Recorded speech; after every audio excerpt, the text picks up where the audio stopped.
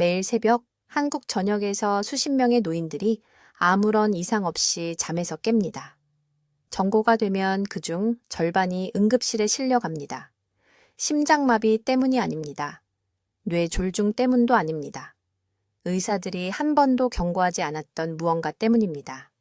그들의 간은 수년간 조용히 죽어가고 있었고 오늘이 바로 마침내 포기하는 날이었던 것입니다. 지금 하시던 일을 멈추시고 제 말을 아주 주의 깊게 들어주십시오. 제 이름은 박수민 박사입니다. 저는 간 전문의로 여기 한국에서 27년간 임상 경험을 쌓아왔습니다. 제 경력 동안 14,000명이 넘는 환자를 진료했으며 지금부터 말씀드릴 내용은 지난 3년간 저를 밤잠 못 이루게 했고 마침내 공개적으로 말하기로 결심하게 만든 것입니다. 65세 이상 인구의 5명 중 4명이 일반 혈액 검사로는 잡아낼 수 없는 간 질환을 가지고 있습니다. 80%입니다. 이 말은 만약 배우자와 함께 이것을 보고 계시다면 통계적으로 2분 중 1분은 이미 이 병을 가지고 있다는 뜻입니다. 당신의 간은 바로 지금, 이 순간에도 망가지고 있지만 당신은 아무것도 느끼지 못합니다. 통증도 없습니다. 눈이 노래지지도 않습니다. 아직 피로감도 없습니다. 아무것도 없습니다. 그래서 이것이 너무나 무서운 것입니다. 무언가를 느낄 때쯤이면 이미 간 기능의 유예 시점 70%를 잃은 상태입니다. 지난 겨울 서울 삼성의료원에서 일어난 일을 말씀드리겠습니다. 73세 이씨 할머니가 응급실로 걸어 들어오셨습니다. 그녀는 담당 의사에게 이틀 동안 조금 피곤하고 가벼운 메스꺼움이 있었다고 말했습니다. 단 이틀입니다. 의사는 표준간 검사를 실시했습니다. 그녀의 ALT와 AST 수치는 약간만 상승했을 뿐 서류상으로는 전혀 우려할 만한 것이 없었습니다. 하지만 그날 제가 우연히 자문을 맡게 되었고 그녀의 손톱 밑이 누렇게 변한 것이 제 주의를 끌었습니다. 대부분의 의사들이 생각조차 하지 않는 고급 독성 검사를 지시했습니다. 그녀의 간은 약물과 일상적인 환경 독소를 단 18%의 능력으로만 처리하고 있었습니다. 18%입니다. 그녀는 걷고 말하고 완전한 간부전까지 며칠밖에 남지 않은 상태였습니다. 혈압약을 복용하고 계십니까? 콜레스테롤 약, 당뇨약, 무릎이나 허리 때문에 진통제를 드십니까? 아무도 말해주지 않은 사실이 있습니다. 60세 이후 당신의 간은 매년 약 1%씩 해독 능력을 잃어갑니다. 이 말은 70세가 되면 당신의 간이 50세였을 때와 비교해 약 70%의 능력으로만 작동한다는 뜻입니다. 하지만 지금은 아마도 그때보다 3배나 많은 약을 복용하고 계실 겁니다. 문제가 보이십니까? 당신의 간은 정수 필터와 같습니다. 젊었을 때는 신선하고 깨끗하여 독소를 효율적으로 걸러냅니다. 하지만 나이가 들면서 그 필터는 막히게 됩니다. 이제 그 막힌 필터에 더 적은 물이 아니라 더 많은 물, 더 더러운 물을 약물, 가공식품, 환경 화학물질과 함께 붓는다고 상상해 보십시오. 결국 필터는 작동을 멈춥니다. 독소는 더 이상 몸 밖으로 나가지 않습니다. 축적됩니다, 간에, 혈액에, 뇌에. 이것은 당신이 알고 있는 간 질환에 관한 것이 아닙니다. 술로 인한 간경화가 아닙니다. 바이러스로 인한 간염도 아닙니다. 이것은 노화 관련 간 독성 축적 증후군이라 불리는 것입니다. 의료계는 이것을 거의 인정하지 않습니다. 왜냐하면 너무 늦기 전까지는 표준 검사에 나타나지 않기 때문입니다. 하지만 저는 이것이 삶을 파괴하는 것을 봤습니다. 독립적이고 활기찬 70대 노인들이 몇 달 만에 침대에 누워 혼란스러워하는 것을 지켜봤고 그들의 가족들은 왜 그런지 결코 이해하지 못했습니다. 지금 당장 오른쪽 갈비뼈 바로 아래 부분을 만져보십시오. 부드럽게 눌러보십시오. 약간 압통이 느껴지십니까? 조금이라도? 그것이 바로 당신의 간입니다. 바로 거기 있으며 당신을 살리기 위해 매 초마다 조용히 일하고 있습니다. 의사가 마지막으로 실제로 신체적으로 검사한 것이 언제입니까? 나이가 들면서 간을 보호하는 것에 대해 누군가가 마지막으로 얘기해 준 것이 언제입니까? 화가 나실 만한 말씀을 드리겠습니다. 표준 의료 접근법은 우리 노인들을 실망시키고 있습니다. 우리는 당신이 아플 때까지 기다렸다가 그 병을 치료합니다. 하지만 당신의 간은 그런 식으로 작동하지 않습니다. 심각한 간 질환을 진단할 때쯤이면 손상은 종종 되돌릴 수 없는 상태입니다. 저는 3년 전에 더 이상 이 실패에 가담하지 않겠다고 결심했습니다. 너무 늦기 전에 노화된 간을 실제로 보호하고 재생시키는 방법을 연구하기 시작했습니다. 제가 발견한 것은 모든 것을 바꿨습니다. 3가지 특정 식이 조절과 2가지 간단한 일상 습관이 노인들의 간 기능을 회복시킬 수 있습니다. 수년간의 독성 축적 이후에도 말입니다. 저는 18개월에 걸쳐 서울에서 240명의 환자를 대상으로 이 프로토콜을 테스트했습니다. 결과는 너무나 극적이어서 저조차도 충격을 받았습니다. 여러분, 지금 하시던 일을 멈추시고 제 말을 귀에 깊게 들어주십시오. 저는 박수민 박사입니다. 서울에서 27년간 간 질환을 치료해온 임상 경험을 가진 간 전문의이며 지금부터 말씀드릴 내용은 당신의 생명이나 당신이 사랑하는 사람의 생명을 구할 수 있습니다. 복부 오른쪽 갈비뼈 바로 아래를 만져보십시오. 부드럽게 눌러보십시오. 압통이 느껴지십니까? 약간의 불편함이라도, 미묘한 포만감이라도. 만약 아무것도 느끼지 못하신다면 그것이 사실 가장 위험한 징후일 수 있습니다. 지난달 73세 여성이 서울대학교 병원에 있는 제 진료실로 걸어 들어오셨습니다. 강남에 사시는 이씨 할머니였습니다. 피곤함을 호소하며 오셨습니다. 그냥 피곤하다는 것뿐이었습니다. 다른 것은 없었습니다. 자녀들은 그저 나이가 들어서 그런 거라고 생각했습니다. 평소 다니던 의사는 그녀의 나이에 정상이라고 말했습니다. 3개월 전 혈액 검사에서는 우려할 만한 것이 전혀 없었습니다. 하지만 제가 고급 영상 장비를 사용해 그녀의 간을 검사했을 때 간 조직의 60%가 이미 손상되어 있음을 발견했습니다. 60%입니다. 그녀는 간부전까지 몇 주밖에 남지 않았고 본인은 전혀 몰랐습니다. 이것이 제가 매주 진료에서 목격하는 무서운 현실입니다. 65세 이상 인구의 5명 중 4명이 심각한 간 기능 장애를 가지고 있지만 표준 혈액 검사는 정상 결과를 보여줍니다. 왜 이런 일이 일어나는지 설명드리겠습니다. 이것을 이해하는 것이 삶과 죽음의 차이가 될 수 있기 때문입니다. 85세에 독립적으로 생활하는 것과 70세의 자녀들에게 완전히 의존하게 되는 것의 차이입니다. 간은 심장이나 폐와 다릅니다. 심장이 힘들어하면 가슴 통증을 느낍니다. 폐가 약하면 숨을 쉴 수 없습니다. 하지만 간은 조용합니다. 거의 손 쓸 수 없을 때까지 도움을 요청하지 않습니다. 간은 기능의 70%까지 잃어도 일반 혈액 검사에서는 이상 수치가 나타나지 않을 수 있습니다. 70%입니다. 이것에 대해 생각해 보십시오. 지금 간 기능이 30%밖에 남지 않은 채로 돌아다니고 있는데도 의사는 모든 것이 괜찮다고 말할 수 있습니다. 60세가 넘어 나이가 들면서 간은 거의 아무도 말하지 않는 위험한 변화를 겪습니다. 기능하는 간세포의 수는 65세 이후 매년 약 1%씩 감소합니다. 간으로 가는 혈류량은 40세였을 때와 비교해 35% 감소합니다. 가장 중요한 것은 독소와 약물을 분해하는 데 필요한 효소를 생산하는 간의 능력이 극적으로 감소한다는 것입니다. 이것은 50세에 안전하게 복용했던 약물 용량이 70세에는 간을 독살할 수 있다는 것을 의미합니다. 이 질환을 그토록 파괴적으로 만드는 것은 다음과 같습니다. 매일 가는 몸에 들어오는 모든 것을 처리합니다. 먹는 음식, 마시는 물, 의사가 처방하는 약물까지. 심지어 숨쉬는 공기에도 간이 걸러내고 중화시켜야 하는 물질들이 포함되어 있습니다. 젊을 때는 간이 이것을 쉽게 처리합니다. 하지만 수십 년간의 끊임없는 작업과 자연스러운 노화 과정이 결합되면서 간세포가 지쳐갑니다. 지방이 축적되기 시작합니다. 염증이 생깁니다. 빠르게 재생하는 능력을 잃습니다.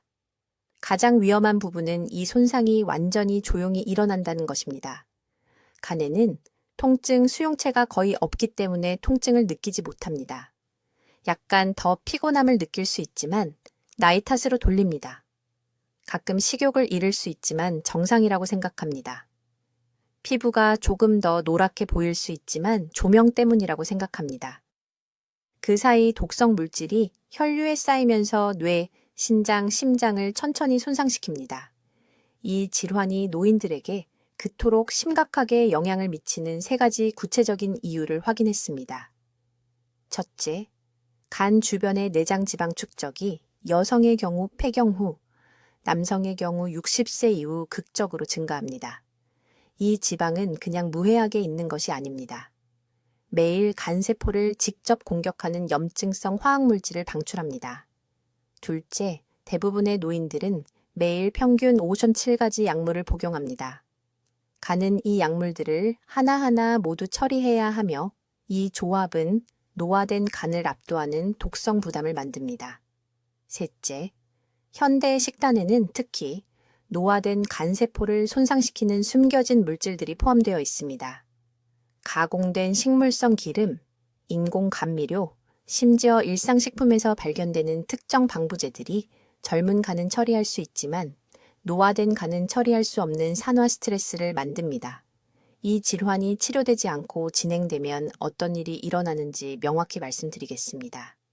몇 달 안에 독소가 뇌에 도달하기 때문에 혼란과 기억 문제를 경험하기 시작할 것입니다. 다리가 체액으로 부을 것입니다. 배가 팽창할 것입니다. 간이 더 이상 응고인자를 생산할 수 없기 때문에 쉽게 멍이 들 것입니다. 결국 간 이식이 필요하게 되지만 나이 때문에 이식 대기자 명단에 오를 자격이 없을 것입니다. 이것이 아무도 말하고 싶어 하지 않는 잔인한 진실입니다. 이제 이 조용한 질환이 자리 잡을 때 간 내부에서 정확히 무슨 일이 일어나는지 말씀드리겠습니다. 이것은 의사가 결코 설명하지 않은 부분입니다. 왜냐하면 그들은 단순히 시간이 없거나 솔직히 말해서 그들 스스로도 완전한 그림을 모르기 때문입니다. 지금 이 순간 제 목소리를 듣는 동안 간은 500가지가 넘는 다양한 기능을 수행하고 있습니다. 500가지입니다. 하지만 아무도 말해주지 않는 것이 있습니다. 60세 이후 간세포는 정상 속도의 60%로만 재생되기 시작합니다. 약물을 분해하는 간 효소는 40% 감소합니다. 지방을 처리하는 담즙 생산은 35% 감소합니다. 이것들은 제 의견이 아닙니다. 서울대학교 병원에서 27년 동안 수천 명의 환자들로부터 측정한 수치들입니다. 하지만 가장 위험한 변화는 이것입니다. 2단계 독소라고 부르는 것을 중화시키는 간의 능력이 극적으로 붕괴됩니다. 당신의 생명을 구할 것이기 때문에 간단히지 설명하겠습니다. 음식, 공기, 약물로부터 독소가 몸에 들어오면 간은 그것을 2단계로 분해합니다. 1단계는 실제로 독소를 일시적으로 더 위험하게 만들어 중간 화합물로 바꿉니다. 그런 다음 2단계에서 빠르게 중화시켜 배출합니다. 젊은 간에서는 이것이 완벽한 균형을 이루며 일어납니다. 하지만 노인의 경우 1단계는 거의 정상 속도로 계속 작동하는 반면 2단계는 극적으로 느려집니다. 이것이 무엇을 의미하는지 이해하시겠습니까? 몸이 제거할 수 있는 것보다 더 많은 독성 중간 물질을 간 내부에서 만들어내고 있는 것입니다. 이 중간 물질들은 원래 독소보다 훨씬 더 위험합니다. 매주 간세포에 축적되어 각 세포의 에너지 공장인 미토콘드리아를 파괴합니다. 간이 내부에서부터 질식하기 시작합니다. 지금 당신의 일상적인 약물 복용 루틴에 대해 생각해 보십시오. 아침에 혈압약, 점심 후 콜레스테롤 약, 무릎 통증을 위한 진통제, 밤에 수면제. 이것들 하나하나가 모두 간을 통과합니다. 하나하나가 모두 노화된 간이 충분히 빠르게 처리할 수 없는 중간 독소를 만듭니다. 그리고 여기 비극이 있습니다.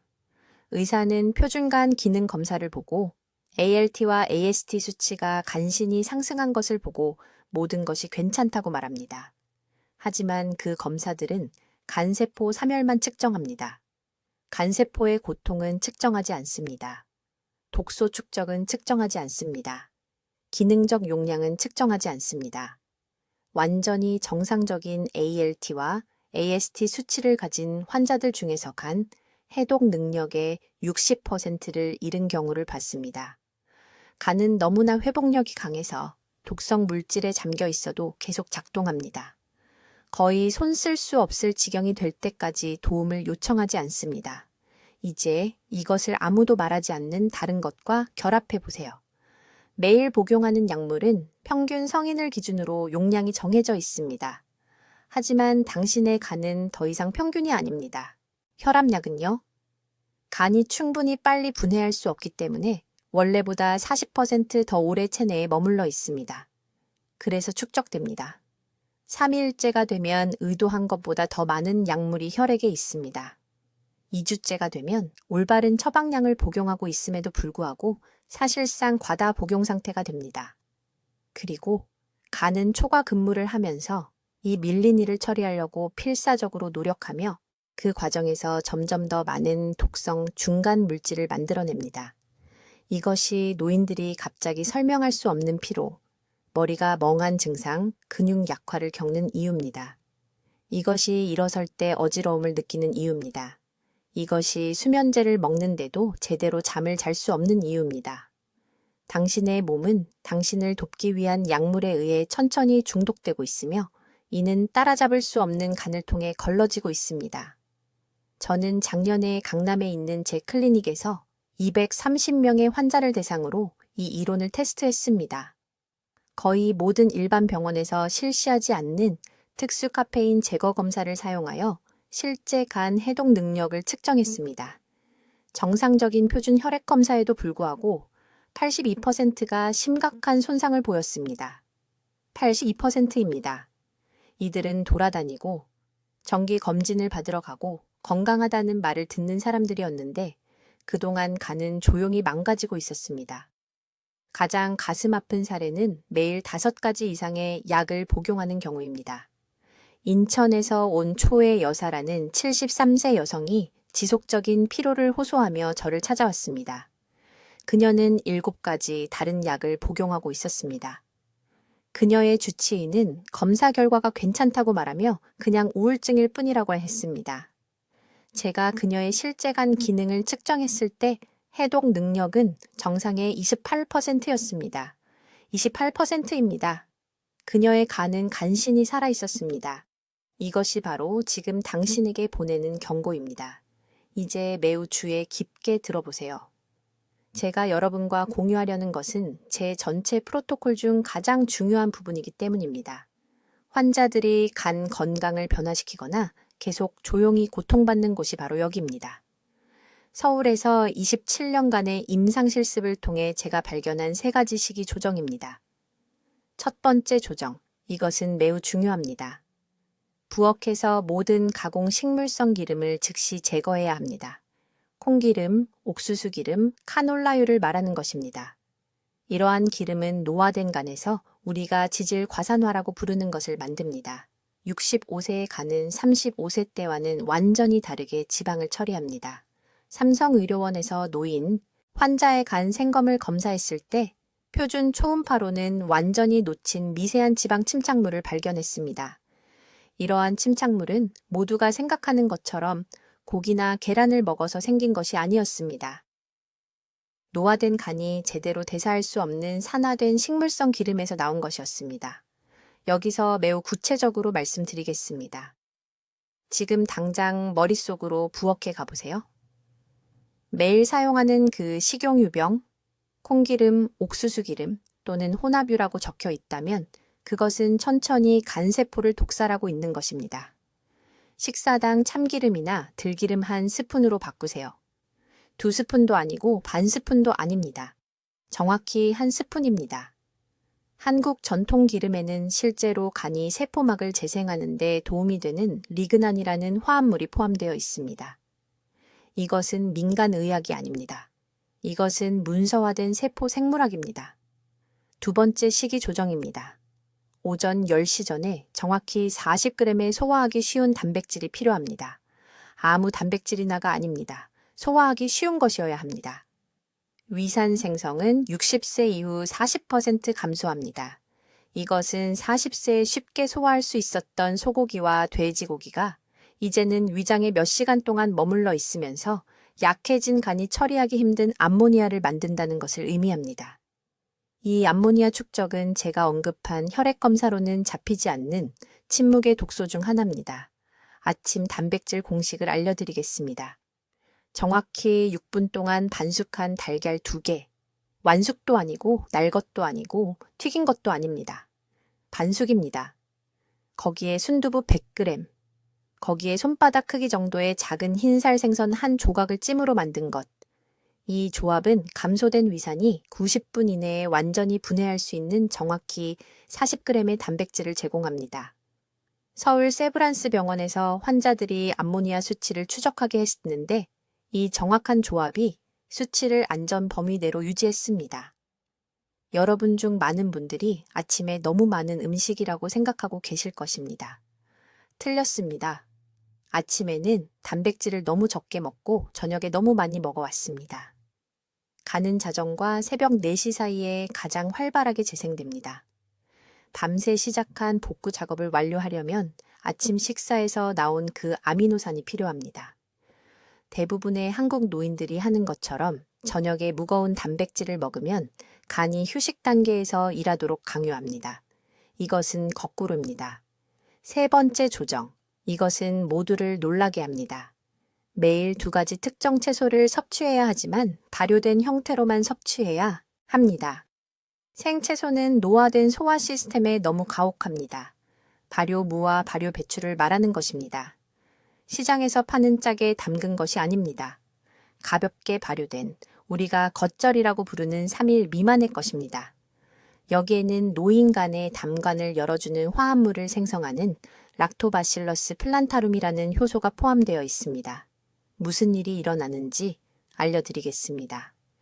60세 이후에는 담관이 자연스럽게 좁아지고 더 진한 담즙을 생성합니다. 이 진한 담즙은 독소를 효율적으로 배출할 수 없습니다. 그러나 어린 발효 채소의 특정 효소는 먹은 지 몇 시간 만에 말 그대로 담즙을 묽게 만듭니다. 점심에 가볍게 발효된 물을 정확히 반컵, 저녁에 가볍게 발효된 배추를 반컵 드시기 바랍니다. 양이 중요합니다. 너무 많이 먹으면 가스와 복부 팽만을 유발합니다. 너무 적게 먹으면 효과가 없습니다. 이제 혈압약이나 당뇨병 약을 복용하고 계신 분들이 계실 텐데요. 주의하세요. 이 3가지 식이 변화는 일주일 이내에 효과를 발휘하기 시작할 것입니다. 간이 약물을 더 효율적으로 처리하기 시작할 것입니다. 이것은 약이 너무 강해질 수 있다는 것을 의미합니다. 부산에 환자가 1명 있었는데 이 치료법을 2주간 따른 후 혈압이 너무 낮아진 환자가 있었습니다. 수년 만에 처음으로 그의 간이 약물을 제대로 대사하기 시작했기 때문입니다. 매일 혈압을 측정하고 의사와 협력하여 복용량을 조절해야 합니다. 이것은 선택사항이 아닙니다. 이것이 기초입니다. 이 3가지 조정 없이는 제가 가르치는 다른 어떤 것도 효과가 없을 것입니다. 노화된 간은 재생을 시작하기 위해 이러한 특정 지원이 필요합니다. 내일 아침부터 시작하세요. 다음 주가 아닙니다. 내일입니다. 이제 주에 깊게 들으세요. 내일 아침부터 간을 보호하기 위해 먹어야 할 정확한 음식을 알려드리겠습니다.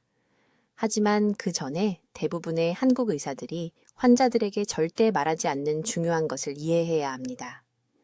노화된 간은 더 많은 해독이 필요하지 않습니다. 그것은 현대의학의 가장 큰 거짓말입니다. 65세 이후의 간이 절실히 필요로 하는 것은 매일 죽어가는 세포를 재건하기 위한 특정 영양소입니다. 서울대학교 병원에서 2,000명이 넘는 노인 환자를 진찰했을 때 충격적인 사실을 발견했습니다. 83가구 3%가 간에 건강하다고 생각하는 음식을 먹고 있었지만 이러한 음식들이 실제로는 손상을 가속화하고 있었습니다. 아주 직접적으로 말씀드리겠습니다. 매일 아침 녹차를 마시면서 간을 깨끗하게 한다고 생각한다면 즉시 중단하세요. 밀크시슬 보충제를 복용하고 있다면 오늘 밤 버리세요. 이것들이 나쁜 제품은 아니지만 잘못된 문제를 해결하고 있습니다. 70세의 간은 더럽지 않습니다. 굶주리고 있습니다. 간세포, 우리가 간세포라고 부르는 것은 재생하기 위해 세 가지 특정 아미노산이 필요합니다. 정확히 올바른 조합의 이 세 가지 아미노산 없이는 아무리 많은 채소를 먹거나 물을 마셔도 간은 스스로 회복할 수 없습니다. 이것이 작년에 강남구의 이 여사가 제 병원에 온 이유입니다. 그녀는 68세였고 깨끗하게 먹고 매일 2리터의 물을 마시고 약국에서 권장하는 모든 보충제를 복용하고 있었습니다. 하지만 그녀의 간 효소 수치는 매달 악화되고 있었습니다. 그녀는 항상 피곤함을 느꼈습니다. 발목이 부어 올랐습니다. 오른쪽 갈비뼈 아래에 지속적인 둔한 통증이 있었습니다. 저는 그녀의 혈액 아미노산 수치를 검사했습니다. 결과는 제가 의심했던 것을 정확히 보여주었습니다. 그녀는 일반적인 아미노산은 충분했지만 세 가지 중요한 아미노산인 메티오닌, 시스테인, 글리신이 심각하게 부족했습니다. 이 세 가지 아미노산은 간이 글루타티온을 생성하는 데 사용하는 구성 요소이며 글루타티온은 모든 간세포를 파괴로부터 보호하는 주요 항산화제입니다. 이해해야 할 것은 이것입니다. 40세였을 때는 먹은 다른 단백질로부터 이러한 아미노산을 몸이 만들어낼 수 있었습니다. 하지만 65세 이후에는 이 전환 과정이 매우 비효율적이 됩니다. 음식에서 바로 사용할 수 있는 형태로 이 세 가지 아미노산을 직접 섭취해야 합니다.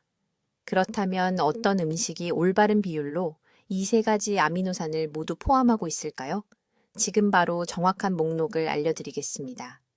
이것을 적으세요. 첫 번째, 계란. 하지만 아무 계란이나 아닙니다. 노른자를 포함한 전체 계란이 필요합니다.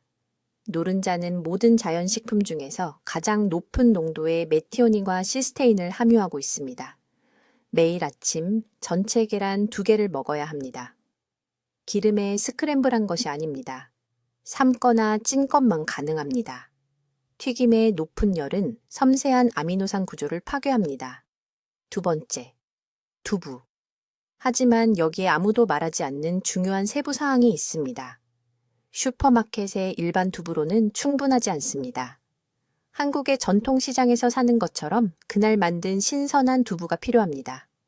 오래된 두부의 발효 과정은 생체 이용 가능한 아미노산을 40% 감소시킵니다. 신선한 두부는 세 가지 아미노산을 모두 포함하고 있으며 노화된 소화 시스템이 완전히 흡수할 수 있을 만큼 부드럽습니다. 세 번째, 뼈 국물. 이것이 비밀 무기입니다. 뼈 국물이라고 할 때 닭뼈나 돼지뼈를 최소 8시간 동안 끓여서 만든 진짜 국물을 의미합니다. 이 긴 조리 과정은 뼈의 콜라겐을 분해하고 엄청난 양의 글리신을 액체에 직접 방출합니다. 제대로 만든 뼈 국물 한 컵에는 닭가슴살 5개보다 더 많은 글리신이 들어 있습니다. 노화된 간은 이것을 즉시 흡수할 수 있습니다. 이제 정확한 방법입니다. 매일 아침 일어난 후 30분 이내에 삶은 계란 2개를 드세요. 점심에는 식사와 함께 최소 100g의 신선한 두부를 드세요. 매일 저녁 잠들기 전에 따뜻한 뼈 국물 한 컵을 마시세요. 뜨겁지도 차갑지도 않게, 미지근하게. 온도가 중요합니다. 왜냐하면 찬 액체는 소화 시스템에 충격을 주고 뜨거운 액체는 아미노산을 손상시킬 수 있기 때문입니다. 21일 동안 이 정확한 패턴을 따르세요. 첫 주 안에 간이 새로운 세포를 재생하기 시작할 것입니다. 이 여사는 이 방법을 따랐습니다. 3주 후 그녀의 효소 수치는 37% 감소했습니다. 2달 후 그녀의 피로가 완전히 사라졌습니다. 이제 그녀는 매일 아무 통증 없이 4km를 걷습니다. 이것은 기적이 아닙니다. 이것은 단순히 간이 스스로 치유하는데 필요한 정확한 원료를 제공하는 것입니다. 이제 이 조용한 간 손상을 되돌릴 3가지 특정 식이 조정에 대해 말씀드리겠습니다. 매우 주의 깊게 들으세요. 제가 지금부터 공유할 내용은 노인 영양에 대해 들어온 모든 것과 반대되기 때문입니다. 이것들은 복잡한 의학적 치료가 아닙니다. 한국의 어느 시장에서나 구할 수 있는 간단한 음식이지만 제가 알려드리는 정확한 양과 시간을 따라야 합니다. 첫 번째 중요한 조정은 발효 콩 단백질, 특히 순두부와 된장입니다. 하지만 아무도 말하지 않는 것이 있습니다. 하루에 2번, 정확히 80g의 순두부가 필요합니다. 한 번이 아닙니다. 2번입니다. 왜 이 정확한 양일까요? 65세 이후에는 간세포가 해독 경로를 재건하기 위해 메티오닌이라는 특정 유형의 아미노산이 필요하기 때문입니다. 동물성 단백질에는 메티오닌이 포함되어 있지만 소화 중에 암모니아도 생성하는데 약해진 간은 더 이상 이것을 효율적으로 처리할 수 없습니다. 이것은 악순환을 만듭니다. 발효콩은 암모니아 부담 없이 메티오닌을 제공합니다.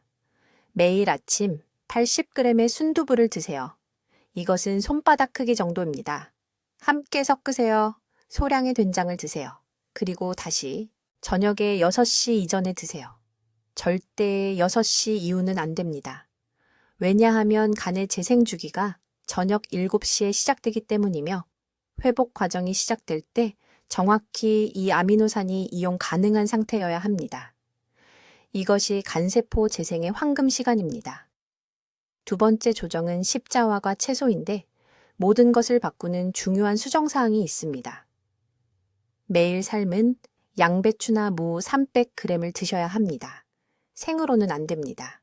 어르신들은 절대 생으로 드시면 안 됩니다. 이것이 왜 그렇게 중요한지 말씀드리겠습니다. 이 채소들은 제2단계 간 해독 효소를 활성화하는 글루코시놀레이트라는 화합물을 포함하고 있습니다. 이 효소들은 몸에서 독소를 제거하기 위해 포장하는 역할을 합니다. 그러나 노인분들의 경우 위산 생성이 극적으로 감소합니다. 생채소는 제대로 분해될 수 없으며 이러한 보호 화합물의 80%를 잃게 됩니다. 그냥 통과해버립니다. 정확히 7분간찌면 글루코시놀레이트를 보존하면서 세포벽을 분해합니다. 저는 실험실 연구에서 이것을 측정했습니다. 완전히 센 불로 7분입니다. 물에 삶는 것이 아닙니다. 물에 삶으면 화합물이 빠져나갑니다. 오직 찌기만 해야 합니다. 점심 식사와 함께 드세요. 소화 효소가 가장 강할 때인 정오에 채소를 가장 많이 드세요. 세 번째 조정은 모든 분들을 놀라게 하는 것입니다. 매일 아침 공복에 따뜻한 물에 참기름 한 스푼을 섞어서 드셔야 합니다. 이상하게 들린다는 것을 압니다. 이것이 효과가 있는 과학적 원리를 설명하겠습니다. 간은 약물 잔류물과 환경 오염물질을 포함한 지용성 독소를 제거하기 위해 담즙을 생성합니다. 그러나 70세 이후에는 담즙 생성이 40% 감소합니다. 담즙이 두껍고 느려지면 이러한 독소들이 제거되지 않고 간 조직에 축적됩니다. 참기름 한 스푼, 특히 참기름인 이유는 세사민과 세사몰린을 포함하고 있어 담낭에 부담을 주지 않으면서 담즙 흐름을 자극하기 때문입니다. 1000 정도의 따뜻한 물 200ml와 섞으세요. 아침 식사 30분 전에 드세요. 3주 안에 이 간단한 습관으로 담즙 흐름을 제가 보통 20년 젊은 환자들에게서 보는 수준으로 회복시킬 것입니다. 그러나 여기 모든 사람이 저지르는 중요한 실수가 있습니다. 타이밍과 조합을 이해하지 못하고 이러한 음식들을 무작위로 먹는 것입니다. 간은 24시간 주기로 작동합니다. 아침은 몸이 담즙을 통해 축적된 독소를 제거하는 시간입니다. 저녁은 간세포가 재생되고 회복하는 시간입니다. 밤에 무거운 동물성 단백질을 먹으면 간이 회복되신 소화에 집중해야 합니다. 담즙 흐름을 보장하는 참기름 없이 발효콩을 먹으면 아미노산이 간세포에 효율적으로 도달할 수 없습니다. 모든 부분이 함께 작동합니다. 서울 강남구에 사시는 79 세최 여사님이라는 환자분이 계셨습니다. 그녀는 주치의가 정상적인 노화라고 무시한 간 효소 수치 상승을 가지고 제게 오셨습니다. 혈압과 콜레스테롤 약을 복용하고 계셨습니다. 이 세 가지 정확한 식이 조정을 따른 지 5주 만에 그녀의 간 효소 수치는 건강한 50세의 정상 범위로 떨어졌습니다. 그녀의 에너지가 돌아왔습니다. 눈 밑에 다크서클이 사라졌습니다. 가장 중요한 것은 고급 암모니아 제거 검사를 했을 때 그녀의 간이 다시 효율적으로 독소를 처리하고 있었다는 것입니다. 이 세 가지 조정은 숨 쉬는 것처럼 자동적이 되어야 합니다. 정확한 시간에 하루 2번 두부, 점심에 삶은 채소 300g, 매일 아침 공복에 참기름. 이것은 임시 식단이 아닙니다. 이것은 독립적이고 건강하게 지내기 위해 지금부터 먹는 방식입니다. 이제 거의 모든 어르신이 깨닫지도 못하고 저지르는 가장 위험한 실수에 대해 말씀드리겠습니다. 이것이 6번째 중요한 포인트이며 매우 주의 깊게 들어주셔야 합니다. 왜냐하면 이것이 건강한 간과 완전한 간 기능 상실의 차이가 될 수 있기 때문입니다. 실수는 이것입니다. 노화되는 간에 대한 누적 영향을 이해하지 못하고 약물과 보충제를 쌓아가는 것입니다. 제 말을 들어보세요. 65세의 간은 45세 때의 간과 같은 장기가 아닙니다. 모든 것을 더 느리게 처리합니다. 덜 효율적으로 해독합니다. 그리고 약물 위에 약물을, 보충제 위에 보충제를 쌓으면 간 안에 독성교통 체증을 만들어 결국 간이 멈추게 될 것입니다. 몸 안에서 일어나는 일은 이렇습니다.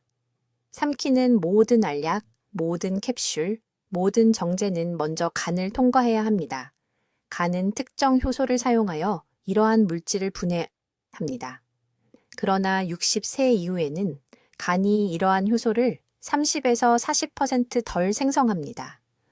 10개의 차선이 있던 고속도로가 갑자기 6개 차선으로 줄었지만 같은 양의 교통량이 계속 쏟아져 들어오는 것을 상상해 보세요. 무슨 일이 일어날까요? 대규모 추돌 사고입니다. 저는 서울에 있는 제 클리닉에서 이 시나리오가 수백 번 전개되는 것을 보았습니다. 강남구에 사시는 72세 이 여사님에 대해 말씀드리겠습니다. 그녀는 지속적인 피로와 입안에 이상한 금속 맛을 호소하며 제게 왔습니다. 그녀의 약물을 검토했을 때 매일 9가지 다른 알약을 복용하고 있다는 것을 발견했습니다. 아침에 혈압약, 점심에 콜레스테롤 약, 저녁 식사 전에 당뇨병 약, 그리고 칼슘 보충제, 비타민 D, 오메가3, 그리고 딸이 약국에서 사준 3가지 다른 한방 보충제를 복용하고 있었습니다. 이 여사님은 자신이 건강하게 행동하고 있다고 생각했습니다. 더 많은 보충제가 더 나은 건강을 의미한다고 생각했습니다. 그러나 그녀의 간 효소 수치는 위험한 수준으로 상승했습니다. 그녀의 간은 도움을 요청하고 있었지만 표준 혈액 검사는 그녀의 주치의가 나이의 정상이라고 무시한 가벼운 이상만 보여주었습니다. 나이의 정상이라고요? 이것이 바로 사람들을 죽이는 사고방식입니다. 즉시 이해해야 할 것은 이것입니다. 간이 처리할 물질이 너무 많아 압도당하면 우리가 대사과부하라고 부르는 상태가 됩니다. 실수를 하기 시작합니다. 다음 약이 도착하기 전에 한 약을 완전히 분해할 수 없습니다. 이것은 독성 대사물을 만들어내는데 이는 원래 약물보다 실제로 더 해로운 부분적으로 분해된 화학물질입니다. 이러한 대사물들이 간 조직에 축적되어 염증, 세포사멸, 그리고 결국 흉터를 유발합니다. 가장 위험한 조합은 이것들입니다. 주의 깊게 듣고 이것을 적으세요. 필요하다면 복용하세요. 혈압약과 진통제의 조합, 이 조합만으로도 노인들의 약물성 간 손상의 30%를 차지합니다. 혈압약은 이미 간에서 열심히 작용하고 있는데 여기에 일반 진통제, 특히 무릎 통증이나 허리 통증 때문에 처방전 없이 구입하는 약을 추가하면 하룻밤 사이에 간의 부담이 2~3배로 늘어납니다. 콜레스테롤 약과 항진균제 또는 특정 항생제의 조합, 이것은 매우 위험합니다. 왜냐하면 간에서 같은 효소 경로를 놓고 경쟁하기 때문입니다. 2대의 트럭이 동시에 1차선 터널을 통과하려는 것과 같습니다. 무언가는 양보해야 하는데 양보하는 것은 바로 간세포입니다. 당뇨약과 허브 보충제의 조합, 특히 혈당을 자연스럽게 낮춘다고 주장하는 제품들. 이것은 아무리 강조해도 지나치지 않습니다. 천연 제품이라고 해서 안전한 것은 아닙니다. 이러한 허브 제품은 의약품과 같은 방식으로 규제되지 않으며 많은 제품이 당뇨약과 상호작용하여 간 기능을 파괴합니다. 천연 보충제를 추가하면 당뇨약을 줄일 수 있다고 생각한 환자들이 삼성의료원 응급실에 실려오는 것을 봤습니다. 그 대신 간이 망가지기 시작했습니다. 내일 아침부터 반드시 해야 할 일이 있습니다. 현재 복용 중인 모든 약과 보충제를 부엌 식탁 위에 올려놓으세요. 하나도 빠짐없이 전부 다요. 개수를 세어보세요. 매일 5가지 이상의 물질을 복용하고 있다면 위험구역에 있는 것입니다.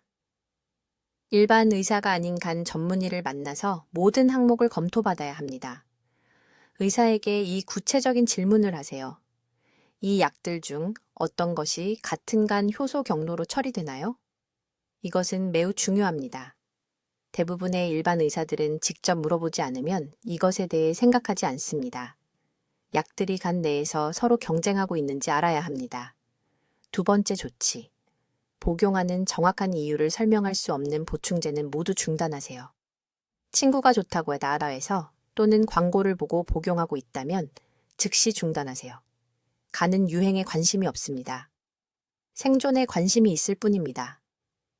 제가 말하는 것의 심각성을 이해하시나요? 지금이 행동할 수 있는 황금 시간입니다. 앞으로 2주 안에 간이 재생되기 시작하도록 도와줄 정확한 방법을 알려드리겠습니다. 이것은 복잡하지 않지만 각 단계를 정확히 따라야 합니다. 간은 수년 동안 조용히 고생해 왔습니다. 이제 간이 절실히 필요로 하는 지원을 해줄 때입니다. 먼저 아침간 정화 루틴입니다. 매일 아침 음식을 입에 대기 30분 전에 신선한 레몬 반 개를 짜 넣은 따뜻한 물 한 잔을 마시세요. 뜨거운 물이 아니라 따뜻한 물입니다. 온도가 중요한 이유는 차가운 물은 막 깨어나는 간에 충격을 주기 때문입니다. 이 간단한 음료는 담즙 생산을 촉진하고 간이 자연 해독 과정을 시작하도록 돕습니다. 이 단 하나의 습관만으로도 단 3주 만에 간 효소 수치가 20% 감소하는 것을 봤습니다. 내일 아침 이것을 실천하세요. 필요하다면 알람을 15분 일찍 맞추세요. 두 번째, 이 3가지 음식을 즉시 제거하세요. 오늘 당장 부엌에서 가공 식물성 기름을 모두 치우세요. 즉, 콩기름, 옥수수유, 카놀라유를 말합니다. 이런 기름들은 빠르게 산화되어 노화된 간이 효율적으로 처리할 수 없는 독성 부산물을 만듭니다. 65세 이상 환자의 72%가 이러한 기름과 직접 관련된 간 염증 지표 상승을 보였습니다. 요리할 때는 참기름이나 들기름으로 바꾸세요. 또한 백설탕과 고과당 옥수수 시럽이 들어간 모든 것을 제거하세요. 간은 과당을 포도당과 다르게 처리하는데 노인의 경우 이 경로가 심각하게 과부하됩니다. 마지막으로 인공 보존료가 들어간 음식은 먹지 마세요. 모든 라벨을 읽으세요. 발음할 수 없는 성분이라면 간도 안전하게 처리할 수 없습니다. 세 번째, 이 3가지 간 지원 식품을 매일 추가하세요. 매일 아침 100g의 두부를 드세요. 이것은 해독을 위한 효소를 생산하는데 간이 필요로 하는 20g의 깨끗하고 흡수 가능한 단백질을 제공합니다. 적절한 단백질 없이는 간이 재생될 수 없으며 대부분의 노인들은 심각한 단백질 결핍 상태입니다. 다음으로 매일 중간 크기 토마토 2개를 드세요. 가급적 익혀서요. 요리하면 리코펜이 방출되어 간세포를 산화 손상으로부터 보호합니다. 연구에 따르면 리코펜은 노인 환자의 지방간 진행을 38% 감소시킵니다. 마지막으로 매일 간 참깨 가루 1스푼을 섭취하세요. 밥에 뿌리거나 국에 섞어서 몸에 넣으세요. 참깨에는 세사민이 들어있어 가니 수년 동안 저장해온 알코올과 약물 잔류물을 분해하는 효소를 활성화합니다. 네 번째, 12시간 식사 시간대를 시행하세요. 저녁 7시 이후에는 먹지 마세요.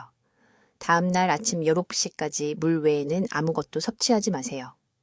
이렇게 하면 간이 소화 대신 해독과 재생에만 집중할 수 있는 중단 없는 12시간을 갖게 됩니다. 끊임없이 먹으면 간은 이 중요한 회복 시간을 결코 가질 수 없습니다. 이 규칙을 따르는 환자들은 8주 안에 40% 더 나은 간 기능 지표를 보입니다. 5번째, 반드시 요구해야 하는 약물 검토입니다. 복용하는 모든 약과 보충제를 적으세요. 하나도 빠짐없이요. 이 목록을 의사에게 가져가서 정확히 이렇게 물으세요. 이 중 어떤 것이 주로간에서 처리되며 대체 약물이 있나요? 많은 노인들이 매일 5, 6, 7가지의 다른 약을 복용합니다. 각각이 간에 부담을 줍니다. 때때로 의사들은 누적된 간 부담을 고려하지 않고 약을 처방합니다. 강남에 사는 70세 여성 환자 한 분은 4년 동안 조용히 간을 손상시키는 흔한 위산역류약을 복용하고 있었습니다. 다른 계열의 약으로 바꿨더니 3개월 만에 간 효소가 정상화되었습니다. 이제 이 방법이 효과가 있는지 어떻게 알 수 있을까요? 2주 안에 에너지가 향상되는 것을 느껴야 합니다. 특히 오후에요. 오후 3시에 그 피로감이 사라지기 시작해야 합니다. 4주 안에 소화 불편이나 복부 팽만이 있었다면 눈에 띄게 줄어들어야 합니다. 8주 안에 의사에게 문의하세요. 간 효소 수치를 다시 검사받으세요. 눈에 띄는 개선을 확인하실 수 있을 것입니다. 지금 당장 이 5가지 단계를 적어두시기 바랍니다. 기다리지 마세요. 기억하겠다고 스스로에게 말하지 마세요. 이 영상이 끝나기 전에 종이를 가져와서 적으세요. 그 종이를 냉장고에 붙여두어 매일 아침 볼 수 있도록 하세요. 이 정보가 당신의 간을 살릴 수 있다면 자녀의 간, 배우자의 간, 친구의 간도 살릴 수 있습니다. 이 영상을 당신이 아끼는 3사람에게 즉시 공유하세요. 댓글에 오늘부터 내 간을 보호하겠습니다. 라고 적어주세요. 이 말을 적는 순간 당신은 자신에게 약속하는 것입니다. 이것을 현실로 만드는 것입니다. 당신의 간은 60년, 70년, 80년 동안 묵묵히 당신을 섬겨왔습니다. 모든 독소를 걸러내고 모든 식사를 처리하고 당신이 눈치채지 못하는 사이 수많은 위협으로부터 당신을 보호해왔습니다. 이제 간이 당신의 도움을 필요로 합니다. 이제 당신이 간을 섬겨야 할 때입니다. 내일 아침 따뜻한 레몬물로 시작하세요. 당신의 간을 보호하면 간이 당신에게 남은 소중한 시간을 보호해 줄 것입니다. 댓글로 알려주세요. 박 박사의 3가지 식단 조정 중 이번 주의 간 건강을 위해 어떤 것부터 실천하시겠습니까? 여러분의 계획이 진심으로 궁금합니다. 당신과 사랑하는 사람들을 보호할 수 있는 중요한 건강 정보를 계속 받아보시려면 구독해 주시고 65세 이상의 친구와 가족에게 이 영상을 공유해 주세요. 그들도 이 조용한 질환에 대해 알아야 합니다. 듣기만 해도 현명해지는 우리 채널을 시청해 주셔서 감사합니다.